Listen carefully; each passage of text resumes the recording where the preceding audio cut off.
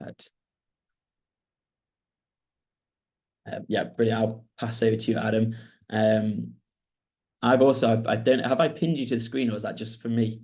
I've put a pin, so on my screen you're right there up in center. But I think that's just for you at the moment, just but I'll share a screen anyway because I've got some brilliant. bits to run through. So there. Hello everyone. So I'm Adam. So the reason I know everyone is I used to work at Fearless Adventures, which is the company that kind of Basecamp's a part of. So up until about 4 months ago, I used to work there, and I was part of kind of writing some of this content, and particularly this week as well, like Dan just said. But I've since moved on. I've moved to a company called Project 50, and I'm a marketing and commercial consultant there. So yeah, still finding my feet there, a few months in, but it's good to see some old faces and good to see Basecamp doing really well. And I think, what was it, 70 people on the call today? It's really good. And just seeing the graduation as well from last week. So yeah, always good to see people, more and more people come through this course. And I think it is a genuinely really good introduction to marketing and to what it is to learn more about marketing and to get a career in marketing. And that's what I'm going to talk a bit about today. So yeah, I'm Adam. I'm from Hartlepool, a place in the northeast, hence my accent. I'm a Middlesbrough fan, and that little picture there is me and my wife and my little dog, Gigi, a little Chihuahua, who luckily has stopped barking about 3 minutes ago. So I think she's all right now. So what I want to talk about is what a marketing career looks like. I am one of those people that have moved around quite a bit. So I've had a lot of variation in my jobs and worked at a lot of different types of companies. If the course is the same, I think you'll learn more about this tomorrow in terms of the types of companies in marketing. So essentially there's two, you've got agency side or client side. There are also roles at supply side as well. So they're for, if you work at Google or Facebook or a company that sells advertising, that's supply side. But my career started agency side. So this meant I work for Mediacom, which is one of the biggest agencies in the UK. That was my first job, which I got from a graduate recruiter back 11 years ago. I didn't even know what PPC meant. I didn't know much about marketing at all. I did a business studies degree. I did business studies at school, but my degree was actually in criminology. So I had nothing to do with marketing or business. But I got an interview, I got an opportunity, I learned loads about it. I spent a couple of months preparing and learning more about it, and somehow managed to get a job there, and it ended up being a really good place to start. So when you're agency side, you work on behalf of clients. So clients, like some of the logos on here, would pay Mediacom, and then Mediacom would hire people to run advertising for them. You will learn more about PPC in a couple of weeks, I think. But yeah, that was my specialty. So I started doing PPC, which is Google advertising. I started working on brands like Vax, the Co-op, and English Heritage, and a few others at Mediacom. So you tend to work, when you're agency side, you work on a few different brands doing whatever they need doing on those accounts. From there, I moved to London. So I left Mediacom. After a while, I moved to London. I got a job at Betfair, which was in-house. So that was working for Betfair themselves, running their activity. And again, that was PPC. So I was kind of working my way up the PPC ladder. So you start as an assistant, then you go to like a manager. So you might be managing one or two people, but basically you're a bit more experienced, and you work your way up to director level. And every stage you're getting more and more control over what you're doing in your work. I then moved to Mindshare, and my big client there was Three Mobile. So I was working at an agency, but my only client really was Three, because they were such a big client in the UK. It's actually quite an outdated logo, I think. I don't think they use the big three now, but they obviously, any of the mobile companies are huge spenders. Whenever you put the telly on radio, you're probably going to hear one of the network operators, whether that's Three or Two, Vodafone, or EE. You'll hear one of them on advertising all the time. So they're massive spenders, which means a lot of people work on their accounts across loads of different areas.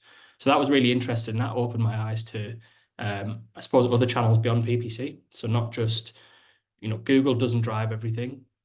Something has to get people to search for something in the first place. So that's the importance of all your other channels as well. From then, while I was in London, there was a good market for freelancers. So agencies who were kind of short on staff would hire people for 2, 3 months at a time to come in, and if you've got good expertise in a specific area, you can come in and really help make a difference and cover whether that's like maternity leave or they've had a few people leave. The market was there in London back then. So I did that for a few months, and I worked on a couple of clients, not on the high street and Lululemon, doing that, which was good work at the time and really good brands to be working on. And I was still really doing PPC at this point. Then my next job was when I was looking to move back up to Manchester. So I got a job for the Hook Group, who are a big employer in Manchester, and specifically on their MyProtein brand, which is their main brand. And that job was a head of acquisition role. So the difference there was it was more than just PPC. It looked at paid social. It looked at how, the overall paid budget, the overall marketing spend, splitting that out across different channels, working with other channel owners a lot more than I'm used to. So that was a really, really big step up for me, and also managing a team. So I was managing at that time a team of up to about 20 people at one point, all covering different areas. So some were doing paid social in Asia, some were doing PPC in Europe, but across the team, everyone had their own little role to play, and we had quite a big internal team for that. So that was a really good job. Like helped grow them throughout COVID and things like that. And then I got a job for a new company that I'd never heard of that was just setting up at the time. I was first through the door at Fearless Adventures, which you'll have heard about, and where Basecamp's come from. So I wanted to take a bit of a risk and join something new. And yeah, joined a company very different, much more of a startup feel, and the job there was about, they were essentially an investment company, but with a marketing agency inside of it. So we invested in a few companies, and then we had to market them. So we were helping them with their marketing strategy, different channels. A lot of that was like hiring a team to do that as well. And then the idea from Basecamp came around, and was part of the team that helped to build this as well, which you're all now attending, which is great to see it's still going. And then most recently, I've moved on, and I'm now working as a consultant, which it's a bit different from agency work. So consultant is kind of, I'd say, the next step up in terms of you would hire an agency maybe to run your Google Ads or run a specific channel, whereas a consultant will more come in and look at a specific issue or a specific project. So that might be you generally, you've just raised a lot of investment and you need to grow, and you don't know what team to hire. Maybe you'll hire some consultants to help you get the right team or the right setup. So you understand. So it's very project based. It's less of an ongoing relationship. So I work with a few different clients now at the moment: P&O Ferries, Gatwick Airport, and a couple of others I can't name, but that's a really interesting role and very varied and different from the kind of stuff I've done in the past. But yeah, that's kind of like a whistle stop tour of what a varied career looks like in marketing, and working a lot of different sides of it as well. So I've done the agency, I've done in-house, I'm now working as a consultant as well. So if you've got any questions on those, do feel free to ask me at the end as well, on my thoughts on that. Anyone got any questions at the moment, Dan, or anything you wanted to say? I mean, I've got a couple of questions regarding, I guess, your career so far, but I don't know if you want me to wait to the end. I mean, I'm happy to shout them out now. It's up to you. Yeah, go for it now. Okay, so the main one from my side is you've done both at the Hook Group where you were head of acquisition and also at Fearless Adventures. A big role of yours is building those teams. Mhm. I know you did that at Fearless Adventures as an ops director across multiple teams in a lot of ways. So for someone who's now looking to get into marketing, what are the core skills and behaviors that you look for that the learners here should be trying to push across if you're looking to hire? Yeah, it's a good question. I think you've kind of set me up for something you did when you first applied.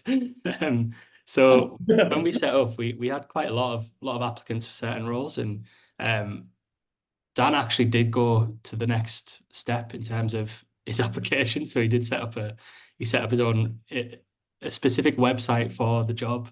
What was it called again? Dom's Next Hire. Yeah, Dom's Thank next you. time. Tom's next hire. So he set up a full website as well as a CV, which really like captured the attention. And the way that planned out was we saw that Dan had set up this random guy we didn't know had set up a website, and we were like, wow, like that got shared around everyone. Everyone kind of knew him before he even got an interview. So when he did come in an interview, he still had to talk his way into a job, and he was good. But getting that initial attention, that did a really good job of it. Now, not everyone wants to do that kind of stuff, and that's fine. I think displaying on your CV or in your application, the varied experience, like things you've done, not just your qualifications, not just your interests, but when have you went and done something off your own back, or when have you created something yourself or produced something yourself? All of these examples, and you are going to need them to get in, but then also have a really clear idea of what it is you're applying for, the company you're applying for. It can be a bit soul destroying when you're just applying for jobs and not getting a lot back, but if you know if you do get lucky enough to get an opportunity for an interview or an opportunity for a next step, it's really important to do your research, and it's really important to understand the kind of challenges that company face. Try and understand the reasons they're hiring for that role. Is it replacing someone? Are they growing? Um, is this a brand new role? Do they know what they want? And the more you can understand what they're looking for, the better you can kind of tailor your application and your answers to there. Um, but yeah, I mean, I've interviewed tons of people that they've got to the interview, and it's clear that they're interviewing with like other companies, and they don't really, you know, they probably don't even know which company they're applying for, or what stage they're in, because they're just that lost in the world of applying for jobs that they've not taken the time to really understand what they're applying for, and showcase that they really want that job. So that's where I see most people go wrong. They're quite blasé to it. Yeah, perfect. And then I guess it's a similar follow-up question anyway, is your experience between in-house and agency, and obviously now in consulting. Do you have a area that you think is best for newcomers to go into? Is it best to start in agency? Is it best to go in-house?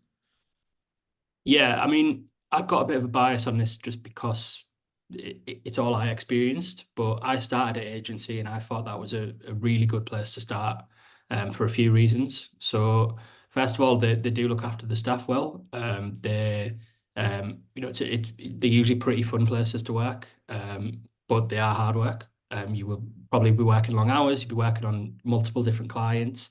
You might not be able to go as deep into one client as you want to, as you would client side.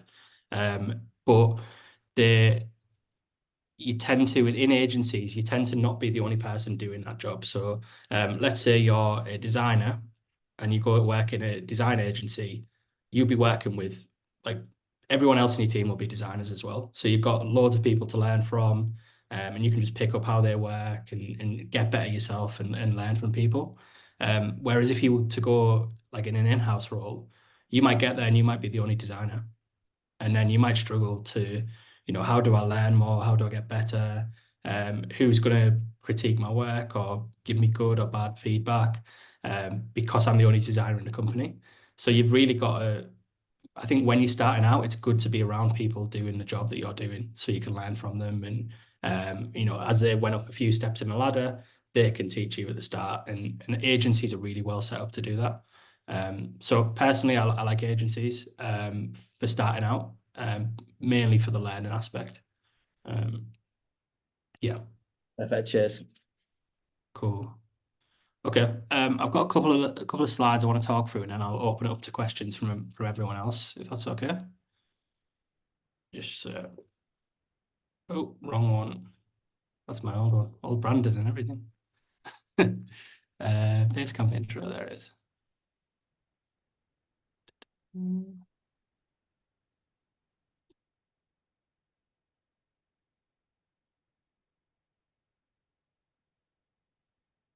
Sorry, 2 seconds. I'm still getting used to using a Mac at this new job. It's a nightmare.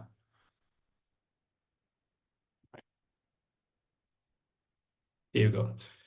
So even though I only did PPC, the skills I've had to learn are, you know, across everything. So things I've had to learn since I started. So first thing was how to run a Google Ads account.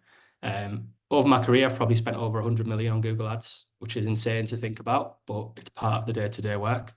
But it's not just that. It's not just those skills. You've got to learn how to manage clients, how to manage upwards, how to understand like a never-ending stream of acronyms. So you'll come across some of these throughout the course, and they'll feel overwhelming, but you'll get used to them over time.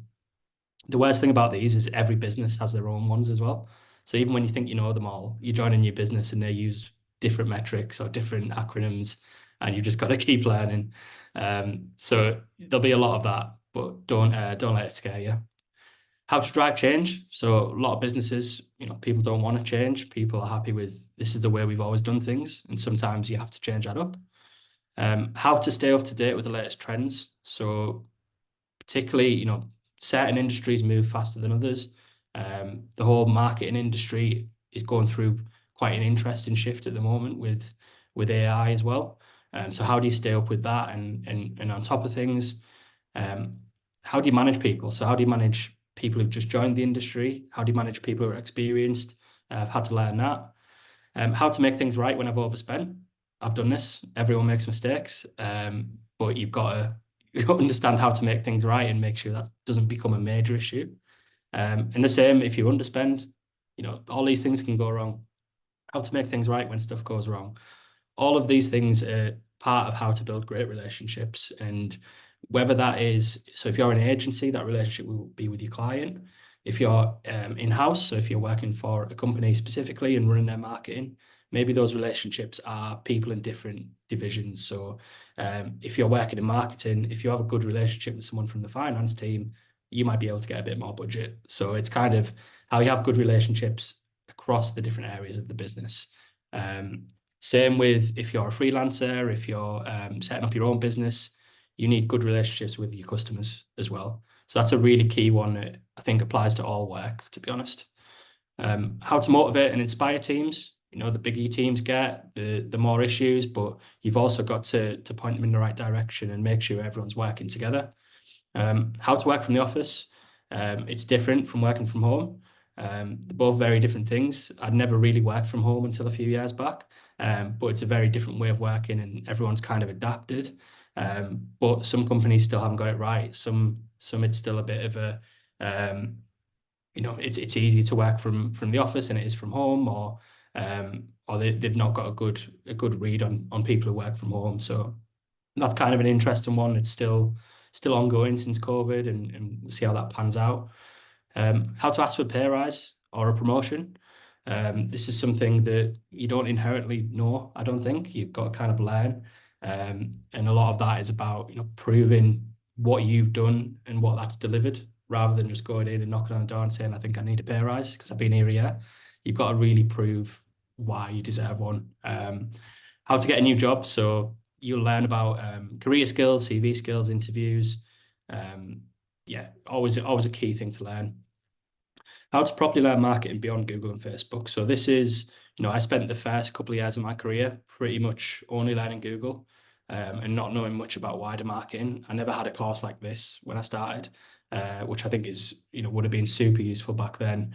And understanding, the real core theory behind marketing is vital, rather than just knowing how certain buttons work on Google Ads and the impact of that. You've got to know across everything. And I think one of the most important ones, which I'll talk about a bit more, is how to ask the right questions as well. So people who, ask the right questions, who can get to the heart of the matter, ask the stupid questions as well, that aren't stupid. They're just the questions that people don't want to ask. They're the people that I always respect the most. They're not afraid to put their hand up to tell someone if they're confused, or to tell someone that they don't understand. And ultimately, that's on the person who's either talking or teaching them. They've got to make it easy enough for everyone to understand. And if they've not, then it's hard to land the message that they want to land. So you can see in those skills, it's not just one marketing area. It's things that apply to a job in any life. Like some of you will have had past careers. Some of you will have worked in marketing and will be reading some of these and be like, "Yep, I've had to learn all of those as well." And then some of you will be brand new to work, and these are the kind of things you've got to learn as you go through a career, and they'll put you in good stead. So, five top tips I've got is initially try if there's one area, and this course is well set up to help you pick that. If there's one area of marketing that you think that really speaks to me and I want to get really good at that thing, I'd suggest you do that. And when I say get really good, I mean really good. Don't just learn the basics from this course. Go the next step ahead. Find the right people to learn from. Find the best people. One of the things we're in at the moment is because of the rise of things like personal brands, people are sharing a lot more content and people are uploading a lot more advice and content, and it does take some time to, you might follow a few people and look at some advice and think, oh, some of that's good, some's bad. But over time, you get to find the best people in the industry. And once you do, they're the people you can kind of follow, learn from other people who are saying slightly different things, and just really get a good, well-rounded experience of one particular area to the point where someone would hire you to do that thing. So try and get a job in that area. Really go deep on that, because in your first couple of promotions are going to go from that kind of area like PPC assistant to manager to director. And that will be on kind of like a single channel or a single expertise. There's room in your career to branch out in future and do more. Some people stay in one channel the whole time and make a lot of money doing so. Others prefer to like kind of broaden out after that as well. But when you're starting out, I think if you can get really good at one thing and be known for that. So let's say you're in a workplace, you're in a marketing team of 50, but you're known as the best designer in the company, who also understands, like how to, create things that drive sales. It's going to be a really, really good string to your bow. The next step, seems a bit contradictory, but I'd say it's more further down the line, is understanding how that one thing fits into a wider picture. So if your thing is creating and designing, that's great, and you might be able to create lovely videos, lovely photos, that can be used in marketing. But a lot of designers don't really know how those get used, and they don't understand like the data that goes into performance marketing afterwards, and how, what kind of things that Facebook likes, rewards, what kind of things drive people to buy stuff. If you can understand that as well, you'll be like a superhero. So if you know Facebook ads and you can design creative, you would be a massive asset to any business. So it's kind of how do you combine a couple of skills as well to become something really different and really unique. Ask the stupid questions. I've already mentioned this. Trust me, if you're sat in a meeting and someone is talking and you're really confused and you don't know you don't know half of what they're talking about, if you just stop and say, wait there, am I getting this right? Did you mean this? What does this mean? Can you simplify this? Trust me, if you're thinking it, everyone else in the room will probably be thinking it as well, and they'll be relieved that you've asked. And those people that do ask, and do that, you end up having better meetings because of it. So one thing you'll find in marketing is some marketers make things very, very complicated very quickly. And what that does is just confuse people and people lose interest. You might have it in a couple of modules in this course, that don't really speak to you as much, and they are a bit more complicated. But the best marketers really simplify what the point they're getting across. And that's key for everything. So simplifying, whether that's you're speaking to people in your own company, or simplifying the message when you go and try and speak to customers as well. It's a really important skill to learn, is how to simplify things. Number 4, this one's a bit of an unpopular one. I'd say get to the office as much as you can if your business is office based or has a hybrid model. A lot of people, like to work from home. There's definitely benefits to working from home. I'm working from home now. But I think when you're starting out, if you want to get ahead, and if there is, and you want to get noticed by management and other people, and ultimately get pay rises, promotions, and learn from other people, then I think you need to be visible in that office. It really does help. And it's not just about being visible, it's about learning from people around you. So How does your manager two steps ahead? How has he got in that position or she? What skills has she learned or what does she do on a day-to-day basis that's helped her get ahead? If you're brand new to the workplace, you might not know any of this. So if you're just working from home, again, you're not going to learn this through Teams chats. You're going to learn this through how do people show up each day? How do people go about the work? Why do some people get promoted over others? You'll kind of learn all that by being around people. Again, it's not that popular. It's not a popular opinion, but it is true. And sometimes it's unfair as well. Sometimes better people work from home more, but ultimately management don't really know what they do all day, even if they're doing really good work. So there's a couple of things about like really um, showing what you're doing, showing the good work you're doing, managing upwards, which you can do from home. It's not a hard and fast rule list, but it's a lot easier when people can see you around the place and they know what you're about, they know what you do, they know how you work, they've seen the work you do, they'll draw you into other projects that are going on. All these things just happen a bit more when you're in the office. And then the last one is, so be curious, especially for marketers, always go the extra click. So there will always be headlines and there'll always be extreme headlines, kind of like SEO is dead or PPC is dead, TV is dead, all of these kind of things. But dig into the stories, look for the counter arguments. That might be in the LinkedIn comments. It might be dropped by searching for someone with another opinion. Try to form your own opinions on the world and see how they apply to your company as well. So if someone says TV is dead, but you work for a company that spends a lot of TV, you know, that's not the case in your world. So everyone's got a different view of the world based on the companies they work for. But it's always important just to try and stay curious, keep reading around, and keep learning. And a little bonus one as well is you can't buy good experience. So experience is not just about working for 11 years. It's about working at places that challenge you, at places that you feel like you're doing good work, and something it's enhancing your skills as you go as well. I look back to my early career. I thought I knew everything. I thought, I've learned everything now. I know it all. And I didn't. I didn't know everything at all. I'm actually quite embarrassed about how little I knew.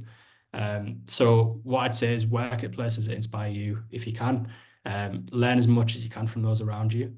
If you're not learning, or if there's not many opportunities to learn from people around you, request to take courses, do things like Udemy, Coursera. You're already doing it by doing this course. So learning off your own back, or find another job that is going to be more productive to that. Because yeah, if you stop learning in an industry like this, it's just going to make it hard for yourself in future. So they're my main tips for a career in marketing, but I think they all kind of apply to whether you're setting up on your own or if you're changing careers or whatever has brought you to doing this course today. So hopefully you find them useful. Cool. I'm open for questions now, Dan, if you want to. Perfect. Cheers, Adam. Yeah, I've seen some hands were being raised there, so I'll let everyone go first before I've jotted down a few questions as well. So I'll wait till the end. I'll wait my turn. But Raj, I can see you got your hand raised, so I'll pass over to you. I was gonna say, what were some of the bad habits you picked up when you first started? Oh, that's a good one. Um, Bad habits when I started. I mean, I've got some bad habits that I still do now that I struggle to shake. I've got loads, and they're probably the same as when I first started as well. Um, I think when you, I think when you first start learning, um, it's easy to think you've learned all there is to know very quickly. I've kind of already said it, but um, things do change, and um, the whole theories change over time in marketing. So um, I think back when I was doing Google initially and starting out doing that, I um I was purely focused on what was happening in that Google account. I didn't really think about the website that much, the actual products that they're offering, the prices, the all of the other stuff that makes up marketing. I was just focused purely on the data in that Google Ads account, and I'd also think that that was the most important thing in the world when it's not. You've kind of got to understand that um, one channel and one part of it is just a small part for that client manager. as well. That's they've got lots to think about in their role as a marketing manager. They've got all the other channels to worry about. They've got trying to win more budget for the business. They're getting pressure from their managers. And I just think I kept thinking that this this one bit I'm doing on Google is the most important thing in the world, when it's not. It's all a balance with everything else that's going on. So I think, yeah, not really a bad habit. I'd say the bad habits I've still got is I still get distracted all the time. I'm still bad on my phone. I still probably spend too long reading articles or reading Twitter or LinkedIn, because it's kind of a thing when you build up the right people to follow and you start learning from them a bit more, it can get really addictive to just like keep learning from them rather than actually just going and doing the thing. So there is part of it where you can get sucked into trying to learn too much and not actually, doing what you need to do. So I'd say that's still a bad habit that I'm trying to shift. Thank you. That was informative. Alex, I can see that you had your hand raised. Thanks. So from the perspective of this fourth point, working from the office, would you say that a person who is unable to work full-time in the office, or like most of the time in the office, and is like the new starter for the marketing, should not like has much less possibilities, like that like being a new starter in the marketing area, then possible, and if you cannot do it, your options are kind of limited. Do you think that's the case?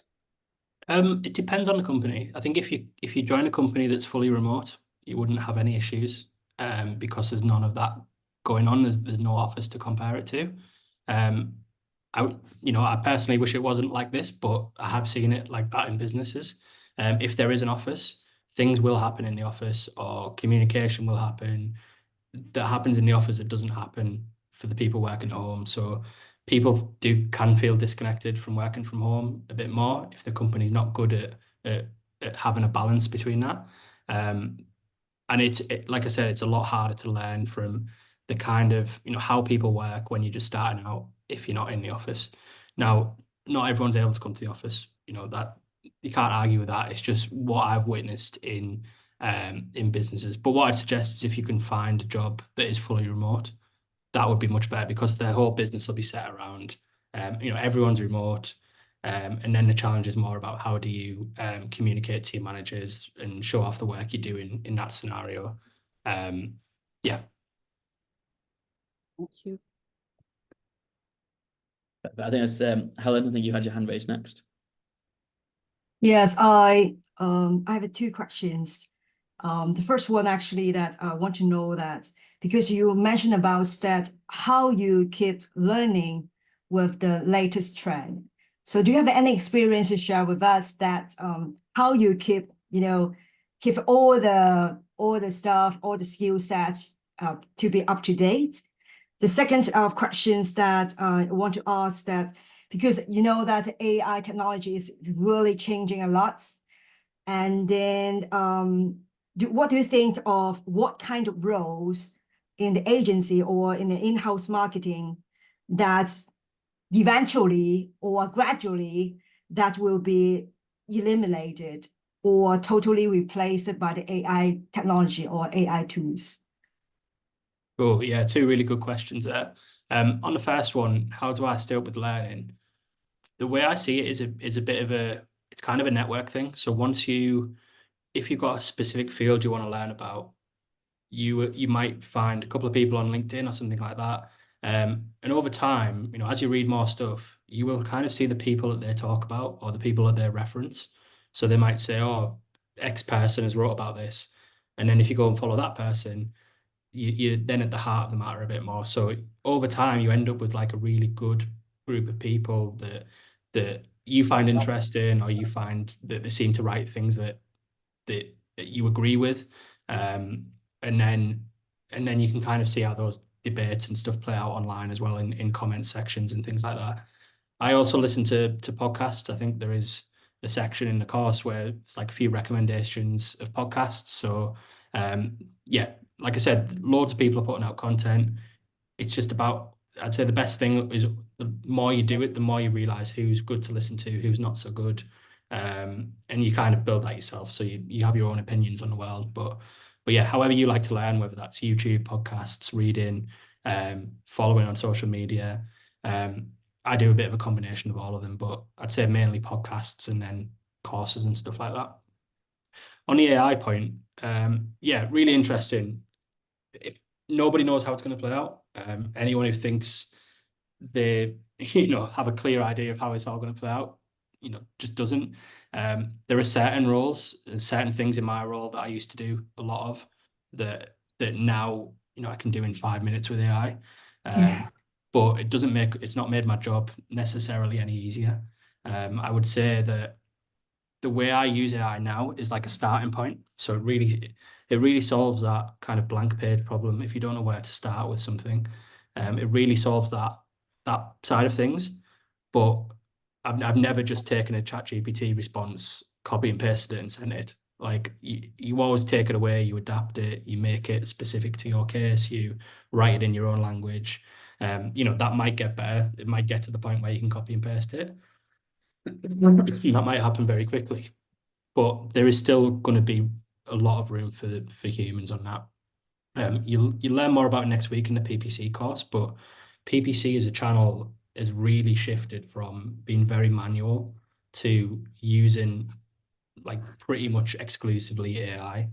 And that's not led to there being less PPC jobs. In fact, it's probably led to being more because more people, everything's performed better, which means companies are spending more money on it, which means it needs more people to manage. So the task we do are different, but the work is still just as tricky as well. So this is going to impact every industry. The level of what it impacts is still remains to be seen, but what I'd definitely encourage is to not be scared of it, but to learn how to use it, and learn how to use it in a way that is not just copy and pasting it. It's really going deep on it, and it's really, using it to your benefit as kind of an aid, as like an assistant, rather than something that's going to tell you the answer. I think Kieran, I think you had your hand raised next. Hi, Adam. I think Hello. part of my question's already been answered here, but I just wanted to extend on it. Are there any kinds of maybe platforms or body or anywhere we can actually join where we'd be able to have sort of certain amount of up-to-date information? Like certain industries have magazines or they have certain organizations that give them all the new stuff coming out and anything new that's happening. Is there something like that available when it comes to digital marketing? Yeah, there is a few. I think we recommend them towards the end of today. Is it, Dan? There's a few on there. There's a few industry bodies like Campaign magazine. The Drum is a good one. Adweek. These are all kind of good news platforms that will tell you the stuff that's going on. I'm trying to think which other ones I use. These all have podcasts as well, typically. There's ones for like specific areas. So if you're interested in search, there's websites like Search Engine Land, which will keep you up to date. There's social specific websites. So yeah, each kind of industry has their own websites, which you'll kind of discover over time. But yeah, if you think, does this exist? It probably does when it comes to marketing news sites as well. And like through them you will discover columnists that you like, who you can unfollow on LinkedIn, and that whole like network spread effect will happen. And the way social works now is you start following a few and then a few more will start showing up on your feed with interesting stuff, and gradually all your feed will be really boring marketing advice like mine. Thank you very much, Adam. It's all right. Daniel, I think you were next. All right. Hey there, Adam. Thank you for taking time to answer our questions. I was just wondering, once you've picked up an area or your specific niche, once you got into marketing, did you find it was easier to have a better idea of your career roadmap? I think when I started out, it was tricky when you had a niche, it was kind of like there's a clear path within that niche. I think it gets tricky when you get to a certain level. So when you get to like a PPC director, for example, or a head of PPC, sometimes you can hit a bit of a roadblock then. And it's kind of like, well, where do you go from then? Do you go for it to be a head of PPC and you stay within Google, or do you go to be a head of digital or a head of paid marketing or something completely different? What I would say and it's possibly, in my case, it's really helped. So basically PPC 11 years ago has changed a lot, but the core things have now bled into other channels. So all the digital metrics that you'll learn about in this course, Facebook advertising didn't even exist 11 years ago. So when Facebook advertising came around, people who knew PPC knew how to, knew the basics really well. Even things like TV advertising now and radio, they use a lot more of the digital metrics that the PPC people are familiar with. So it's give like a really good foundation to the marketing world that we're in now. But yeah, in terms of career path, when I set out, I had no idea. I think it is changing all the time, and if you go, you might find a company that you really like, and you might work. There's a lot of things like rotational schemes where you might work one year in a marketing division, 1 year in finance, 1 year in other areas. So yeah, there's a world of possibility. But the one thing about marketing is no matter what company you work at, everyone will have an opinion on marketing, and sometimes that can be a bit annoying. And that doesn't happen within other industries as much. Like nobody has a massive opinion on how the company finances are done, or how the company ships its products logistically, but everyone will look at marketing and think they can do it better, or that it's been done in a different way than it should be done. So that's something you've always got to defend and really show your reasoning for doing things as well. Gotcha. Thank you. Thank you. Adam, we've got a few more questions. If you've still got time, we can go Yeah, through yeah. them. Yeah, Amazing. sure. I believe Ashina, I think you might have been next.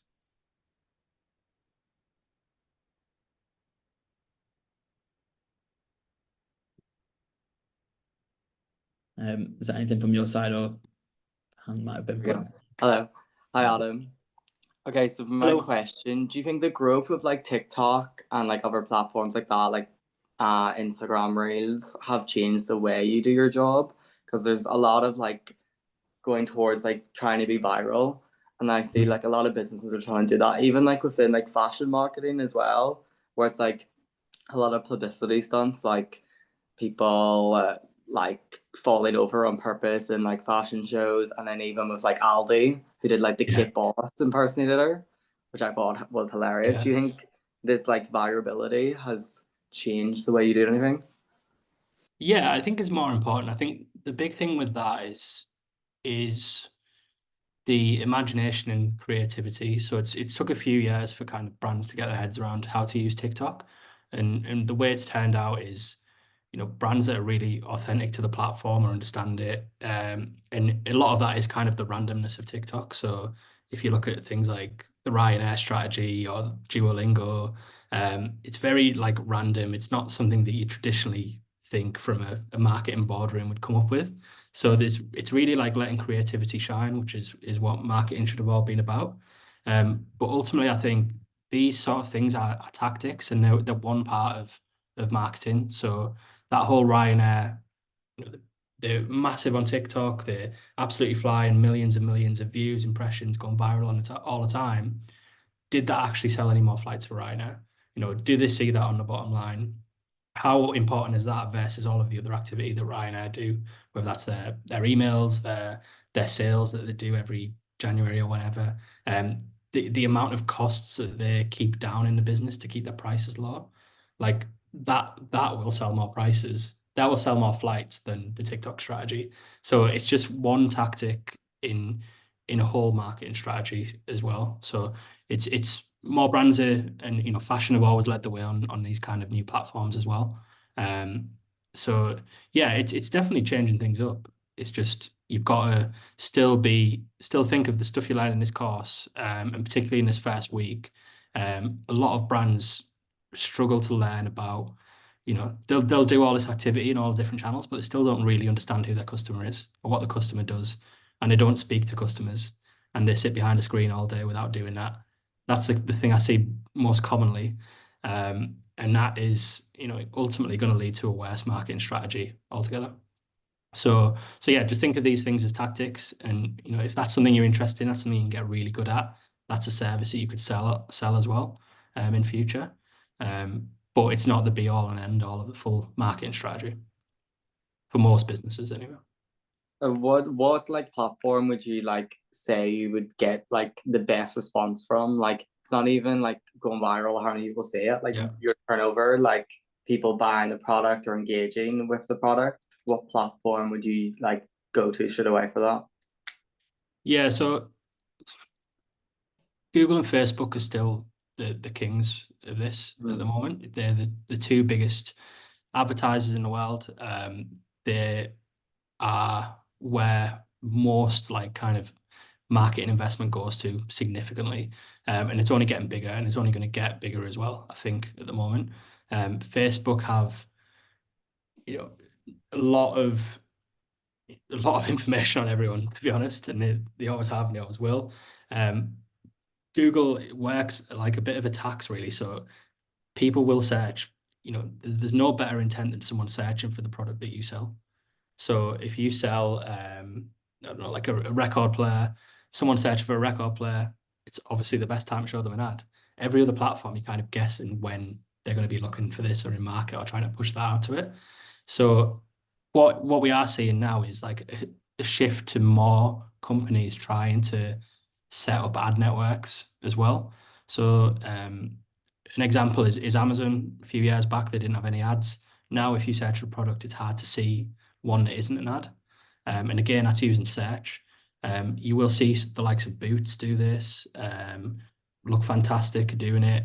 Other marketplaces where they think, okay, we've got someone searching for a product, we can then charge a brand money to be number one in that search. So it's getting really close to the bottom of the funnel purchase. There's still like every channel has its different purposes as well. So it's kind of dependent on what where you work, the company you work for. But most companies you go in, they will be spending the most on Google and Facebook. Thank you. And then I think it was Nicola, then Amy, then Arella.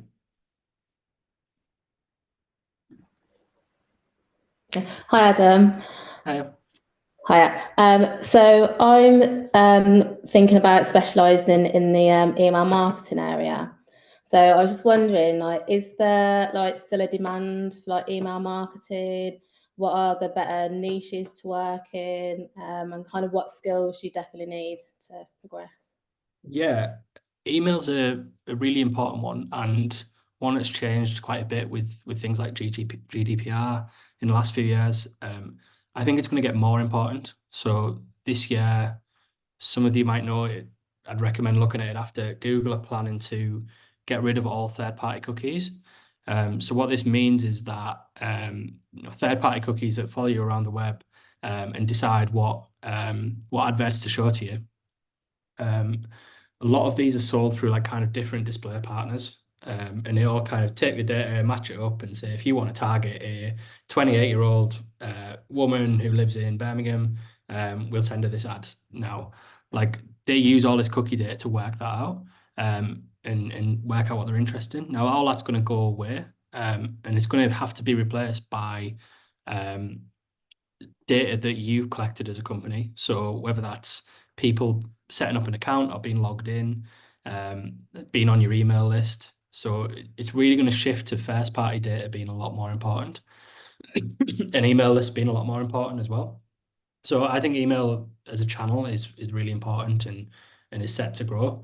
I think you can tie email with other things in retention as well. So whether that's like loyalty schemes or SMS messaging or even like creating an app to get people to buy more. But yeah, email is a good channel. Definitely a great one to specialize in as well, and it's a good one to start out with too. Lovely. Thank you. Hear me? Hiya. When you started your first job in PPC, like after studying, did you find you received like a lot of support, like with a lot of responsibility, or did you find that you were like underestimated? Yeah, so one of the reasons I think that agency is a really good place to start is because you get a lot of responsibility quite quickly, but you also get a lot of support from people who've done it. So yeah, again, it's broad strokes. Like you might work in an agency that's bad and is not good at doing this, but where I worked at Medicom, they were really supportive. There was a lot of like training for the graduate cohorts. There was a lot of sharing information across the team. And I always felt really well supported and you know made a lot of friends there. Actually met my wife there as well. But that's can't guarantee that either, unfortunately. But yeah, definitely felt supported. But you do get a lot of responsibility very quickly. Like you go from not knowing anything to being like, oh, I'm in charge of this now.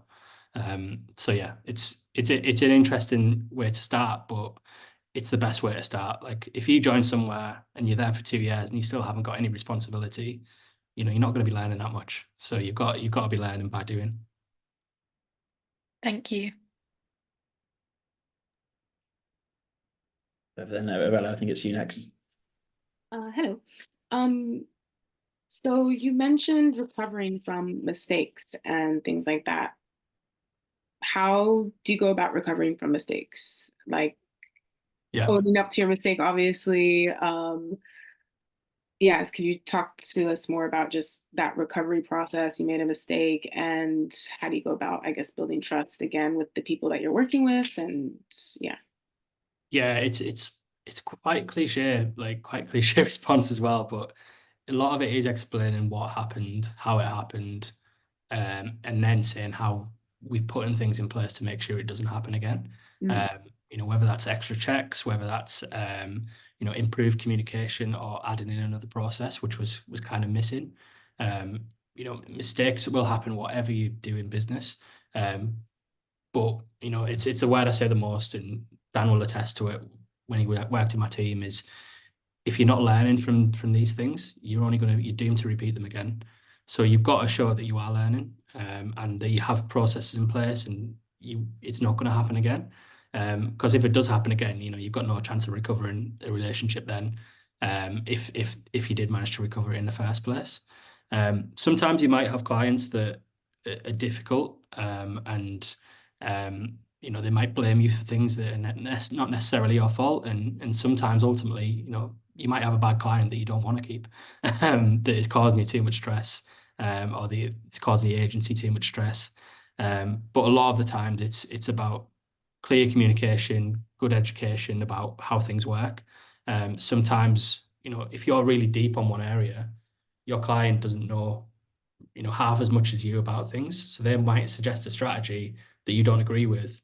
So you've kind of got to explain the reasons why you don't agree with that and why it's a bad idea and the implications of what can go wrong.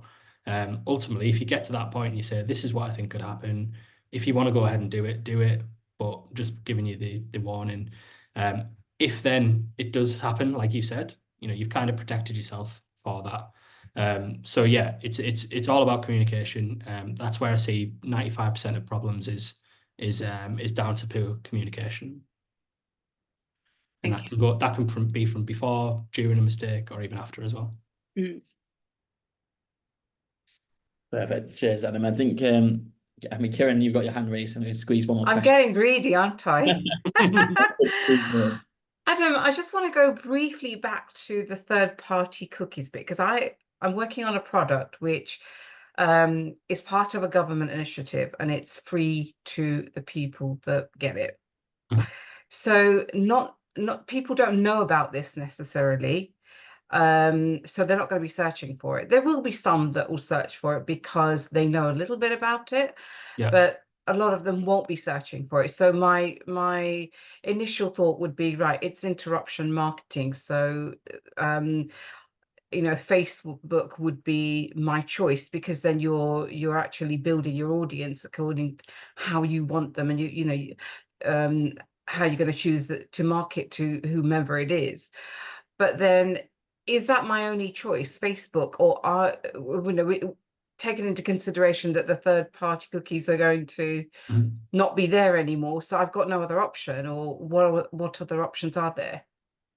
Yeah, Apart so from this Facebook? change is likely to make Google and Facebook even stronger, to be honest, because the reason being everyone, well, most of the people now who log in and who use Google are logged in.